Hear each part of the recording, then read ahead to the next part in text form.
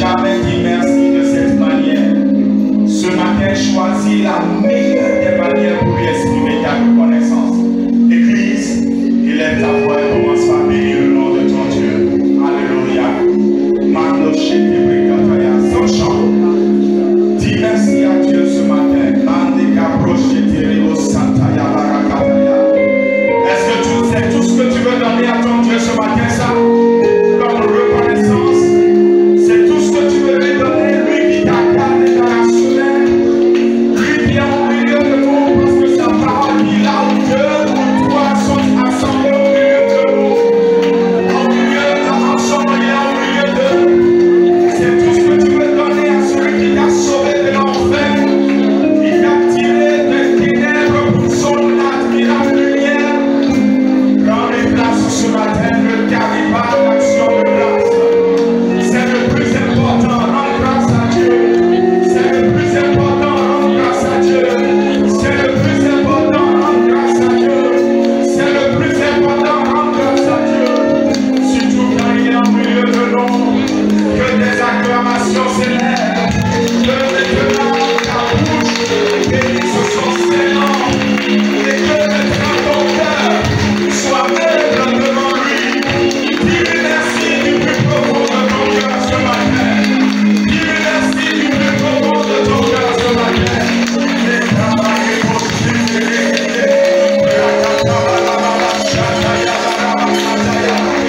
oh, la parole de Dieu déclare que c'est avec des cris de joie que des bouches chantent en l'honneur de l'Éternel.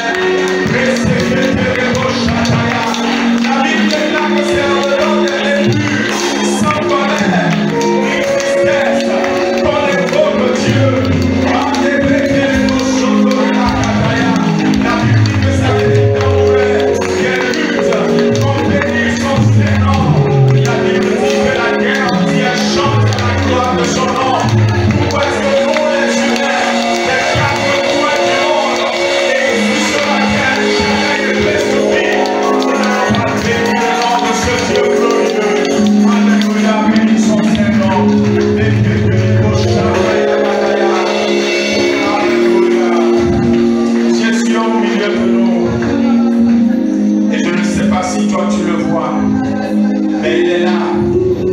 Il a dans une main le pain. Il a dit, je suis le pain de vie.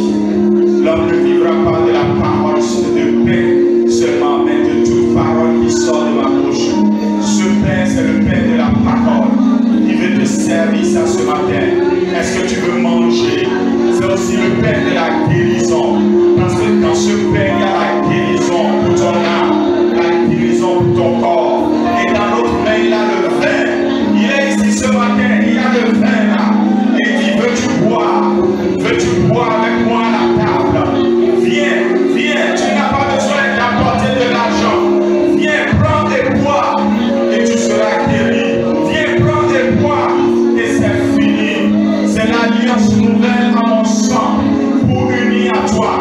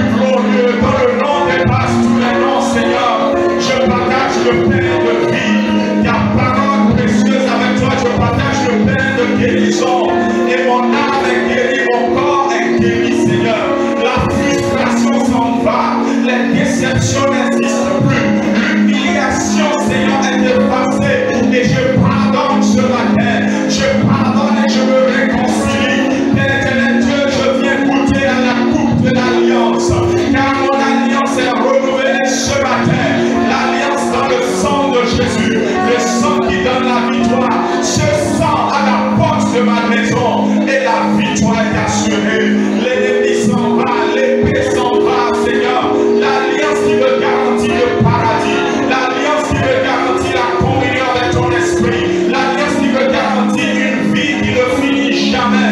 C'est l'alliance en ton sang, Seigneur Dieu. Oh Père éternel Dieu,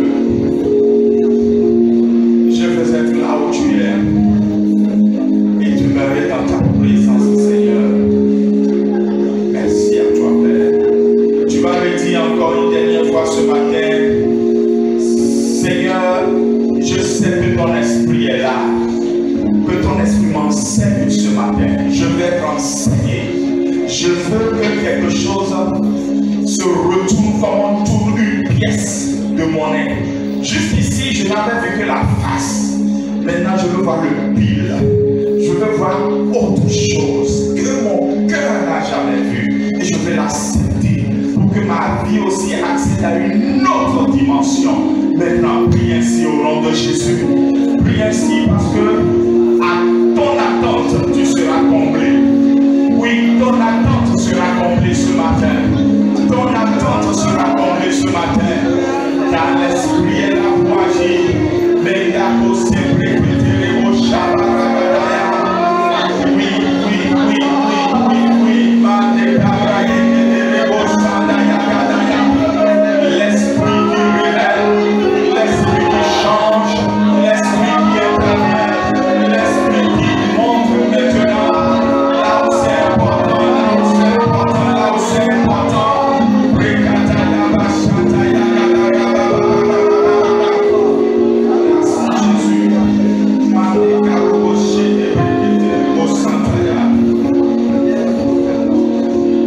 Que quelqu'un élève la voix au milieu du peuple et bénisse le nom du Seigneur pour la parole que nous allons entendre ce matin.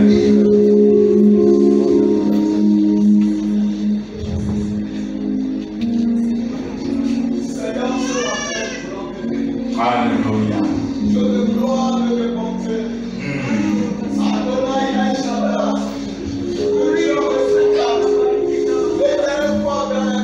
Très fort, très ancien. Alléluia. Alléluia.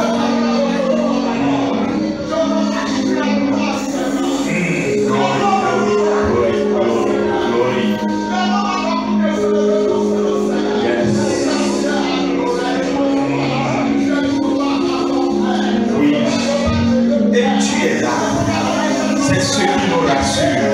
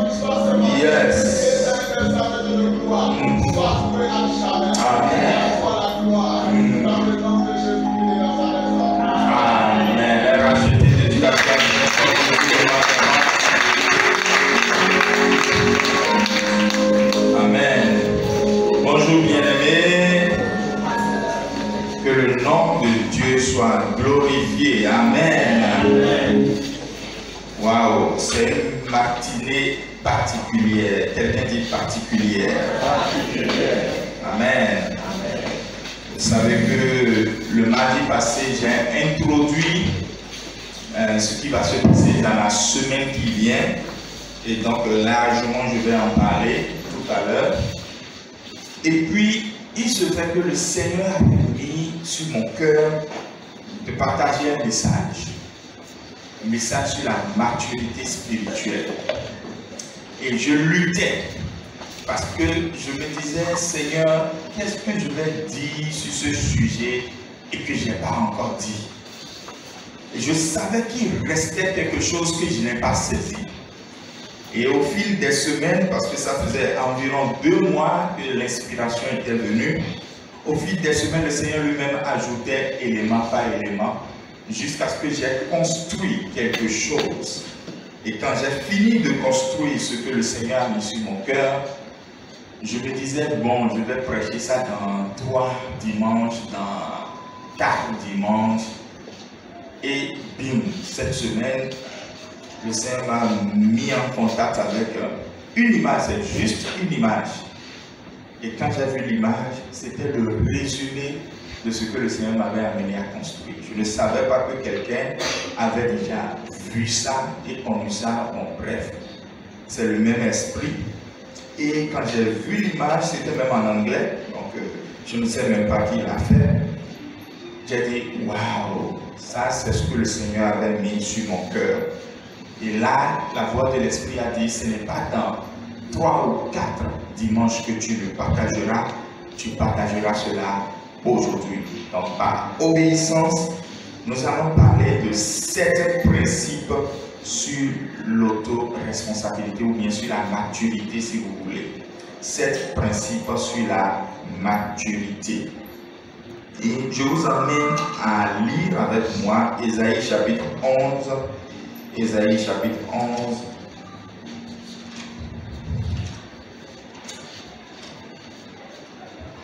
Où il est écrit ce qui suit à partir du verset 1.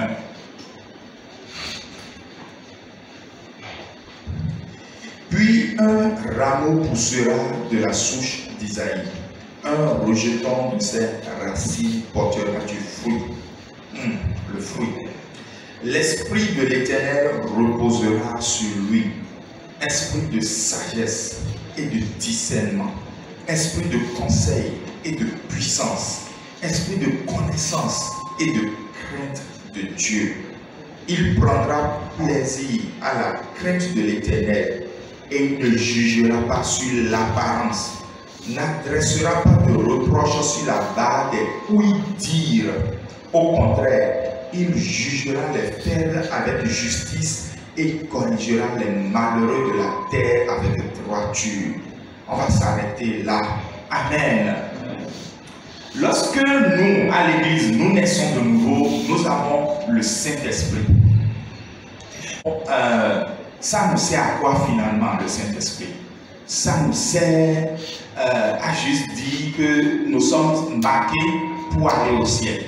Nous sommes marqués pour aller au ciel. C'est ce que la parole de Dieu dit. Le Saint-Esprit que nous avons reçu nous donne cette garantie. Mais ce n'est pas que ça. Il est là aussi pour convaincre notre cœur de péché, de justice et de jugement. Le Saint-Esprit en nous nous montre que maintenant que nous sommes devenus chrétiens, telle chose que nous faisons là, c'est pas bon. Telle chose que nous faisons là peut nous apporter le jugement de Dieu. Mais nous montre aussi que c'est telle chose que nous allons faire désormais et ça va marcher. Le Saint-Esprit qui est en nous également devient la voix de Dieu qui nous parle. Dieu nous parle, Dieu nous parle. C'est le Saint-Esprit que nous avons reçu à la nouvelle naissance qui fait tout ça. Et pour nous encore qui voulons être entièrement fidèles à la Bible, nous ne nous arrêtons pas sur le Saint-Esprit que nous avons à la nouvelle naissance. Nous cherchons quoi? La plénitude dans le Saint-Esprit. Nous cherchons maintenant le baptême dans le Saint-Esprit. Et avec le baptême dans le Saint-Esprit, nous arrivons à maintenant recevoir les dons de l'Esprit, c'est-à-dire les charismata, les dons spirituels. Je pense qu'on a reçu assez de leçons de l'école de dimanche il y a quelques semaines seulement sur tout ça. Et voilà. Mais ce que l'Esprit fait en nous et qu'on néglige souvent, c'est que l'Esprit produit un fruit. Quelqu'un dit le fruit de l'Esprit. Et nous savons aussi que Galates nous en a parlé, on le cite souvent, Galates 5, 22, le fruit de l'Esprit.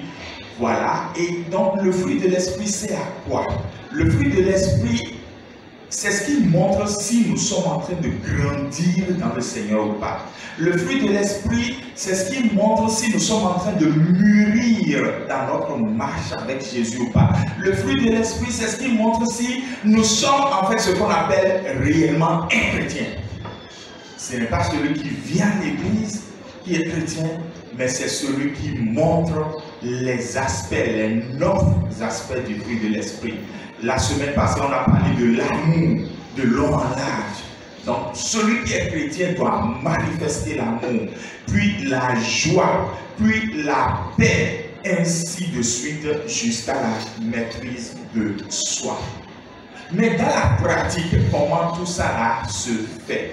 Et le Seigneur, lorsqu'il mettait ça sur mon cœur, il m'avait dit, il y a 6 choses sur lesquelles il faut que les chrétiens commencent par faire attention dans leur quotidien. Parce que dans notre quotidien, nous ne faisons pas ces choses. Et parce que nous ne le faisons pas, nous disons plus tard que nous sommes chrétiens, mais nous ne le sommes pas.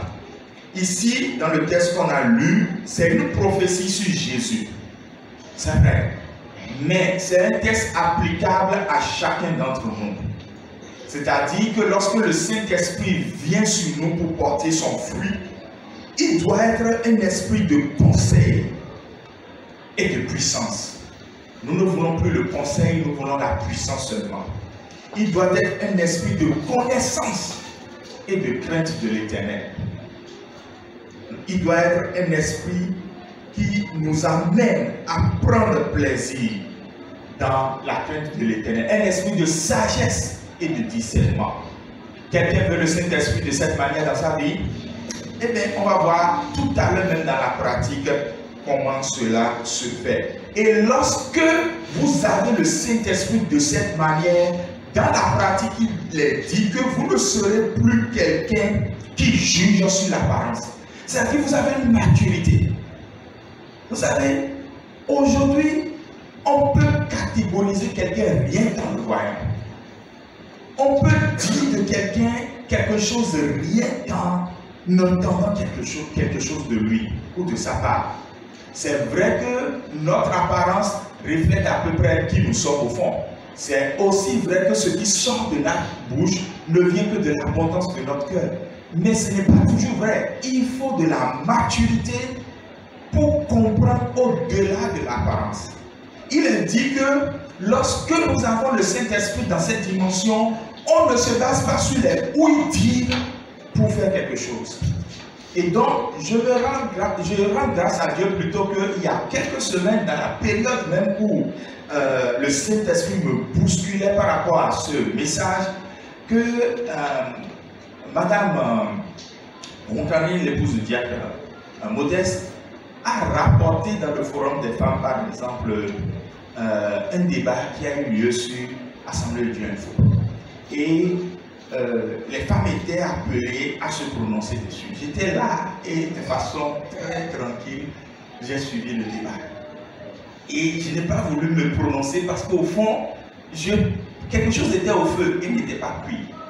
Vous savez, dans le forum initial où le débat a été mené, je vais partager avec vous aujourd'hui mon point de vue. Je vous fais le résumé du débat parce que je n'ai pas vraiment le temps ce matin. Il est dit que 2 jeunes sont en fiançailles, que bon, à quelques jours du mariage, le frère est allé chez la soeur de bonne heure, 7 h du matin. Et donc là, c'est la première fois qu'il voit la soeur sans maquillage et vraiment chez elle, dans la condition de très matin quoi. Et que le jour-là, la soeur n'avait pas de maquillage. Donc le frère l'a à peine reconnu. Et le frère a compris plutôt que, au fond, la soeur n'a pas assez de poitrine qu'il le voyait.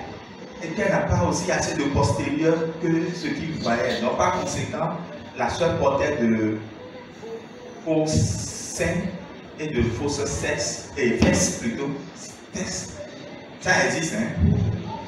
Et mettait un make-up presque extravagant tout le temps. Et le frère ne veut plus se marier.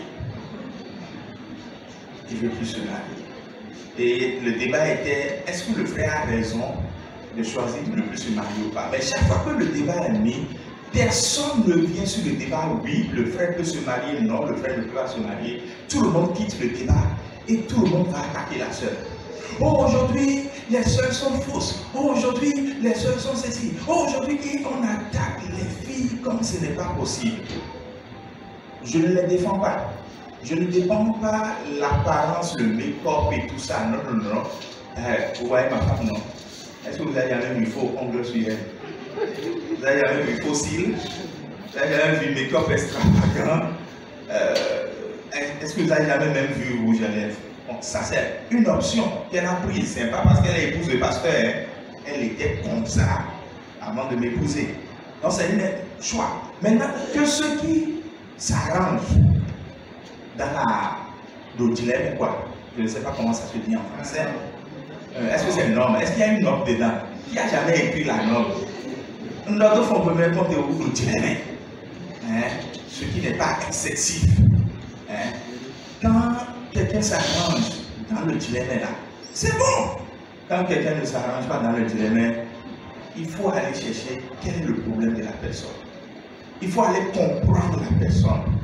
Mais aller tout directement sur les attaques, les flèches, les condamnations. Finalement, l'amour qu'on a étudié la semaine passée là, ça sert à quoi? Parce que le vrai amour et la maturité ne va pas dans cette dimension-là. Ne va pas dans cette dimension-là. Et bref, je vais y aller rapidement sur les 7 principes pour que quelqu'un montre qu'il a vraiment le Saint-Esprit comme esprit de sagesse et de discernement, esprit de conseil et de puissance, esprit de connaissance et de crainte de l'Éternel. Si vous avez le Saint-Esprit de cette manière, dans votre quotidien, vous devez manifester ces 7 principes-ci. Premièrement, au lieu de critiquer, taisez-vous. Sérieux. Quand un chrétien critique, et quand je dis critique, ce n'est pas analyser un fait pour montrer les pour, les contre, les menaces, les opportunités et proposer des choses. Ça, c'est un critique positif. Je ne parle pas de ça. Mais quand quelqu'un critique, je me demande où est sa chrétienté. Parce que c'est une attitude purement mondaine, charnelle et diabolique. Au lieu de critiquer, taisez-vous. Quand vous n'avez rien compris de l'affaire, c'est le plus grave, taisez-vous. Même si vous pensez connaître quelque chose de l'affaire et qu'il s'agit juste de critiquer, taisez-vous. C'est mieux. Deuxièmement, au lieu de vous plaindre de tout, rien ne marche, rien ne va. Ils ont encore coupé l'électricité, ils ont encore coupé l'eau, le pays est cher, tout devient cher. Tu vas le dire pendant combien de temps? Et tout le temps où tu le dis là, ça va changer quoi? Donc au lieu de se plaindre de tout, pose des actions ou fais des propositions. Si le pays est cher, pose des actions pour avoir plus d'argent que la cherté du pays, c'est tout. Ça au moins ça va changer quelque chose. Je me rappelle toujours de la première fois aussi où on a dit qu'il y a une nouvelle taxe sur Internet. Oh le tollé. Tout le monde avait avec le hashtag taxe pas mes mots. Et moi j'avais dit dans le temps, je ne mettrai jamais ce hashtag. Non pas que je suis pro pouvoir, non, en place, non, non, non, pas du tout. Et je ne suis pas contre non plus, je suis neutre. Mais mon souci c'est que je dois être plus riche que les taxes. Il n'y a rien à dire. On ne peut pas me tasser, je vais dire que c'est tasse qui va me tuer. Encore que je dois tout faire plutôt pour que mes tasses soient bien gérées. Je dois tout faire pour que quand je paie mes tasses, ça contribue au développement de ma nation. Mais je ne peux pas me plaindre de payer mes tasses. Et donc je dois être plus riche que mes tasses. Toutes les taxes qu'on doit me mettre, je dois toujours faire tout pour être riche. À force de me plaindre, je serai toujours pauvre. Je subirai toujours. Je serai toujours en bas et les problèmes seront toujours en haut. Qui veut ça dans sa vie? Ah bien, cessons de nous plaindre et posons des actions ou faisons des propositions. Troisièmement, au lieu de chercher un coupable au dehors, il faut plutôt chercher une solution. Au lieu de chercher un coupable au dehors, il faut plutôt chercher une solution. Dans notre vie de tous les jours, ça arrive. Hein, quand quelque chose nous arrive, c'est à cause d'eux.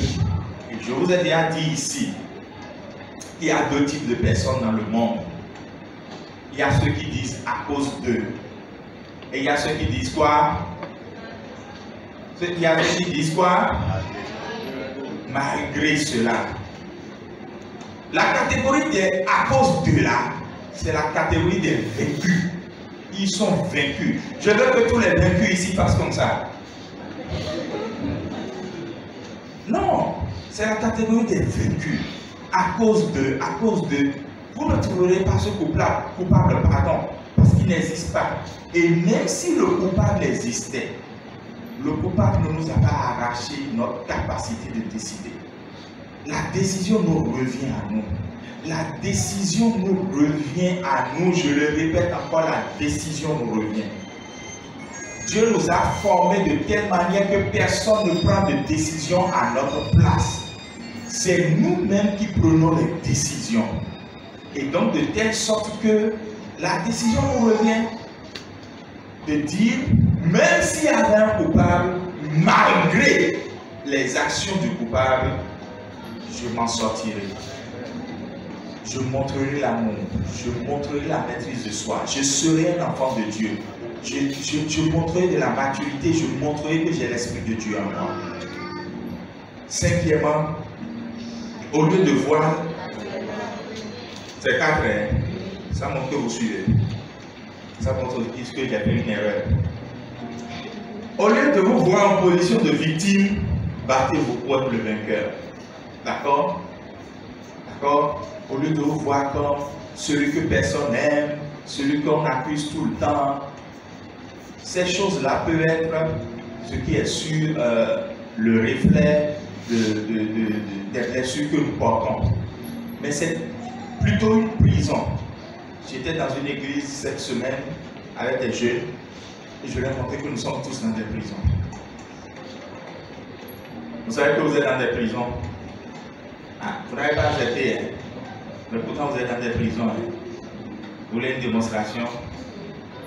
Vous voulez une démonstration? Ça c'est quelle couleur? Tout le monde répond en même temps et toc toc, ne réfléchissez pas. Ça c'est quelle couleur? Vous êtes sûr que c'est du blanc? Donc c'est la couleur blanche? Quoi? Quelle couleur? C'est la couleur blanche. Vous êtes sûr? Répondez toc toc à mes questions, ne réfléchissez pas beaucoup. Ça c'est quelle couleur? Vous êtes sûr que c'est du blanc? La vache boit quoi? La vache boit du lait, n'est-ce pas? Ou bien, dans votre pays, dans votre village, dans votre famille, la vache boit du lait. C'est bien ça, hein? Bravo! La vache boit du lait.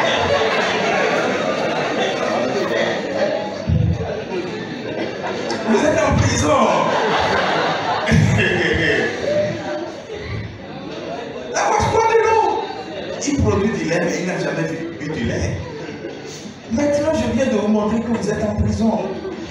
Vous êtes en prison de la publicité de la boîte de lait plutôt, ou des fromages, vache qui rit, que vous avez consommé pendant des années. Vous êtes prisonnier de cette image qui est dans votre tête. C'est-à-dire que nous agissons toujours conformément à des schémas. Vous savez, nos parents ont vécu l'esclavage. Le blanc est supérieur à nous. Et ils nous ont transmis ça d'une manière ou d'une autre. Et nous sommes en prison de ça. Et à cause de ça, nous nous voyons toujours en victime. Nous nous voyons en victime alors que nous sommes des vainqueurs. Nous avons le continent le plus riche. Nous sommes très riches. Nous sommes peuplés, notre population leur fait peur. Nous sommes, c'est-à-dire, je ne vais pas rentrer dans ça. Mais nous ne sommes pas des victimes. Il y a une blague qui circule en disant que le simple fait de naître plutôt en Afrique, ça veut dire que la vie t'a marqué un but à 0.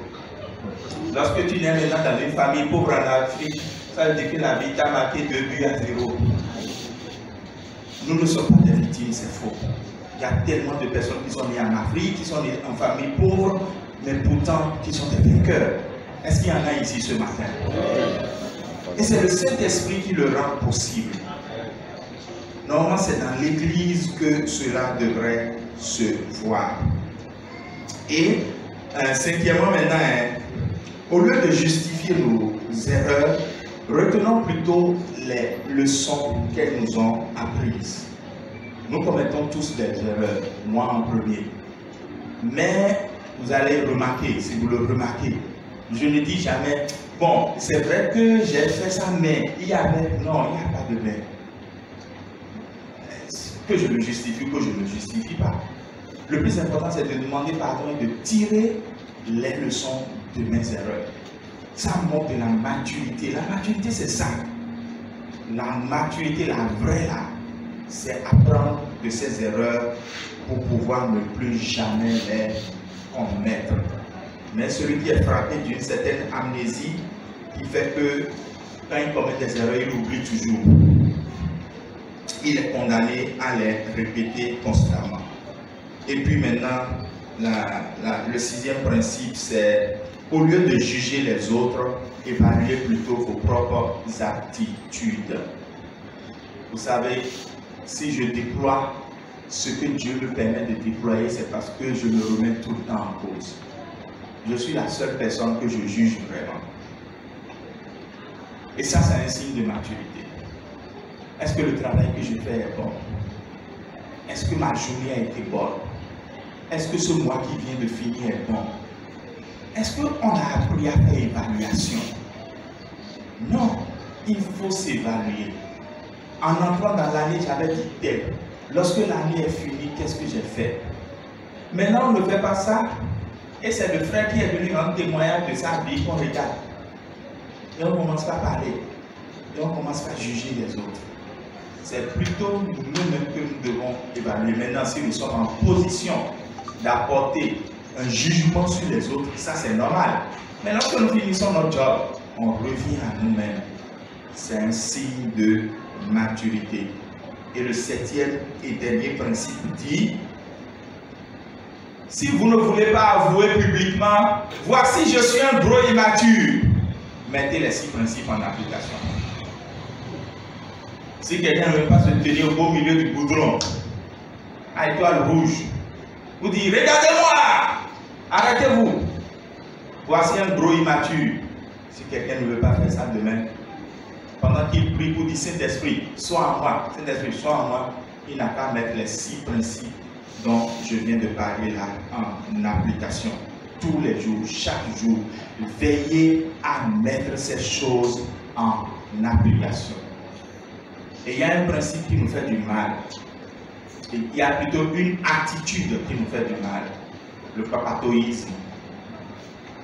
Et j'aimerais faire un jeu de rôle rapidement pour le démontrer. Normalement, si je veux atteindre mon objectif, on doit aller jusqu'à 15 à 20 personnes. Je n'ai pas assez de place pour le faire. Je veux 7 personnes. Et si Dieu m'aide, il se peut que j'atteigne mon objectif. Rapidement, 7 volontaires. 7 volontaires. Oui, venez. 7 personnes. D'accord, toi tu te mets ici. Non, tu te mets comme ça. Dans ce carreau, oui. Si tu veux te mettre là. Et le suivant va se mettre là. Je veux 7, hein. Avance un peu. Avance un peu. S'il vous plaît, je veux 7. Je n'ai pas encore 7. Je veux même plus que 7, alors je veux 2 en plus. Oui, venez. Tu te mets là. Tu te mets là. Tu te mets là. S'il y a un dernier, ce serait bon. Plus il y a 2 personnes, plus j'ai la chance d'atteindre mon objectif. Super. Merci au nom. Alors, reste ici. C'est vous qui regardez. Non, aucun de vous ne me regarde. Personne ne me regarde. Je vais lui montrer quelque chose. Je vais lui faire un signe. Et quand je vais faire le signe, elle va toucher celle-ci et lui faire le signe sans parler. Et celle-ci aussi va toucher celle-ci pour faire le signe que l'autre lui a montré. Et elle va toucher celle-là pour lui montrer le signe que l'autre lui a montré. Elle va toucher celui-ci, celui-ci va toucher celui-ci, ainsi de suite, pour montrer le signe. Si ça marche, vous risquez de voir quelque chose que vous n'avez jamais vu peut-être dans votre vie. Alors, et au long, regarde-moi d'abord. Je vais faire le signe, puis tu vas la toucher et lui faire le signe. Regarde-moi. J'ai fait. D'accord. Reste là. Ne bouge même pas. Et fais-lui ça. Tu la tapes et tu lui fais exactement ce que j'ai fait. J'ai fait ça, ça et ça. Fais-lui ça. Ok.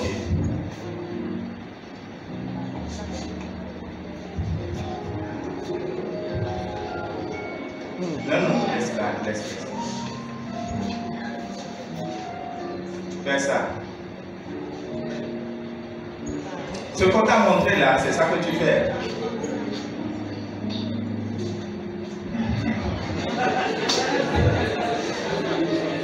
Oui, touche-le, montre-lui ça.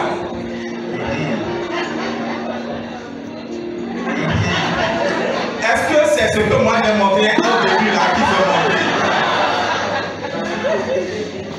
Lorsque je dis, ma soeur, tu sais la vie là c'est comme ça. Et qu'elle pense qu'elle est radio star. Et qu'elle veut dire à l'autre, le pasteur a dit que la vie c'est comme ça. Et celle-ci se prend pour radio Topa. Elle veut dire à l'autre, le pasteur a dit que la vie c'est comme ça. Et puis celle-ci ainsi de suite. Finalement, est-ce que c'est ce que le pasteur a dit que lui il a montré? Allez à vos places. Lorsque finalement, dans la vie de tous les jours, dans la vie de tous les jours, vous n'arrivez pas à avoir de la retenue pour montrer vraiment que vous avez le Saint-Esprit, on se pose des questions sur où est notre chrétienté. Nous sommes chrétiens n'est pas que dans la manière dont nous prions, dans la manière dont nous parlons, dans la manière dont nous faisons ceci ou faisons cela. Être chrétien, c'est dans les actions que nous posons chaque jour. C'est aussi dans ça. Et le dessin que j'ai vu dans la semaine, c'est ce dessin-là. C'est juste, on a juste fait des triangles pour mettre les 6 principes là-dedans. Et ça cadrait plus ou moins avec quelques principes que j'avais mis. Et le Seigneur m'a dit, c'est aujourd'hui tu donnes ça. Et j'ai donné ça aujourd'hui. Et tout à l'heure, nous allons prier pour ça. Amen. Je vais quitter ici en faisant beaucoup de choses. On va prier tout à l'heure aussi, en faisant cette annonce du programme de la semaine. Le mardi passé, j'ai introduit le fait que nous sommes en train de dérouler un programme spécial sur 2 semaines. Nous allons parler de santé et de prospérité. Et avec ceux qui étaient là le mardi, ça a été intéressant parce que c'est vous-même qui avez contribué. Et on a vu tout ce qui contribue à notre santé. Maintenant, de façon pratique, dans cette semaine qui commence, le mardi, n'oubliez pas, ça commence le mardi. Le docteur Dako sera ici pour nous parler du cancer du sein et du col de l'utérus. Que les femmes ne manquent pas. Vous voulez même inviter des gens, on a prévu pour ça. Il faut sauver le monde là. Ça passe par partager ce genre de papier pour que les gens suivent des choses comme ça. Souvent, on n'en parle pas du tout à l'église. C'est peut-être la seule fois où nous aussi nous avons en parlé dans une année. Mais il vaut mieux en parler et être là au moment où on en a parlé. Et le mercredi, je me chargerai moi-même de montrer comment on prévient le cancer de la prostate et tout ce qui tourne autour. Et le jeudi, le docteur Akako Eloge viendra nous parler de comment on prévient l'hypertension artérielle et les AVC. Or, ce n'est pas quand ça va arriver, et par la grâce de Dieu, ça n'arrivera pas, parce que nous allons apprendre ce qu'il faut pour que ça n'arrive pas. Il faut commencer par courir. Et puis le vendredi, ce sera proclamation et guérison. Ici, on va prier vendredi, un peu comme on l'a fait en début d'année en janvier. Vous savez que les 2 soirées qu'on a fait en janvier, en début d'année, il y a eu 7 cas de guérison confirmés. Gloire à Dieu. Et nous croyons que le vendredi qui vient, le Seigneur va encore guérir puissamment au milieu de nous. Amen. Et puis le dimanche maintenant, le dimanche, le soir à 16h, sera la grande soirée. Il y a un naturopathe. Donc, il est diacre sur une de nos églises, il a été mon diacre. Mon pâtir Raphaël, il viendra nous parler des aliments et comment les aliments peuvent être notre médicament de façon sérieuse. Parce que là où il est parti faire ce séminaire, la dernière fois, moi je l'ai vu, les gens ne voulaient pas qu'il rentre. Et vous risquez de ne pas vouloir qu'il rentre. Parce qu'il est vraiment assis dans son domaine et il va vraiment nous en parler de façon professionnelle, mais de façon très accessible. Pour vous dire un peu combien il est accessible quand il parle, suivez Radio Maranatha aujourd'hui à 15h30 ou 15h, je ne sais pas. Qui suit l'émission là? C'est à quelle heure? 15h ou 15h30? Entre les deux. Il passe sur Radio Maranatha tous les jours, tous les dimanches plutôt à 15h ou 15h30. Suivez-le aujourd'hui pour voir si, en étant là le jour là, il a dit qu'il va vous parler de façon générale des aliments, mais il va mettre l'accent sur les aliments, sur 3 ou 2 points là, par exemple diabète et tout ce qui entoure, parfois même les jeunes filles qui, depuis les règles douloureuses jusqu'au myome, fibrome et tout ça, c'est des petites choses qu'on a négligées aujourd'hui qui ont conduit à ça demain. Bref, ne manquez pas ça le dimanche à 16h. Donc ce programme est disponible à la fin du culte auprès des membres de l'accueil. Si vous voulez 1 ou 2 feuilles comme ça ou plus à partager, prenez-en pour inviter des gens toute la semaine durant. Et puis nous verrons le nom de Dieu se glorifier. Amen. Est-ce qu'on peut se tenir debout pour prier? J'ai un enfant à présenter rapidement aussi. Tu vas dire Seigneur, maintenant c'est le temps pour moi de démontrer ma maturité. C'est le temps pour moi de démontrer que je suis un enfant de Dieu. Et je me dépouille de tout ce que j'avais avant qui ne te glorifie pas. Je me dépouille de tout ce qui est en moi et qui ne glorifie pas. Mon Seigneur, c'est le temps pour moi de montrer la maturité. Prions au nom de Jésus-Christ de Nazareth. Saint-Esprit, esprit de sagesse, esprit de discernement, esprit de connaissance et de crainte de Dieu, esprit de puissance. Et Seigneur Dieu Tout-Puissant, nous voulons que tu prennes place en nous. Saint-Esprit, prends la place et c'est le moment pour moi de me dépouiller des accusations, du papato, des commérages. C'est le moment de me dépouiller, Seigneur Dieu Tout-Puissant, des faiblesses que j'ai dans ma chair et des prisons dans lesquelles le monde nous a entraînés. C'est le moment pour moi de dire non et de sortir de la situation dans laquelle je suis et d'aller au niveau où tu veux m'amener. C'est le moment pour moi de dire une autre dimension de ta part, Seigneur. La dimension des fils et des filles, la dimension de ceux qui manifestent le fruit de l'esprit. Une autre dimension. Une autre dimension. Une autre dimension. Une autre dimension. Une autre dimension. Une autre dimension. Une autre dimension.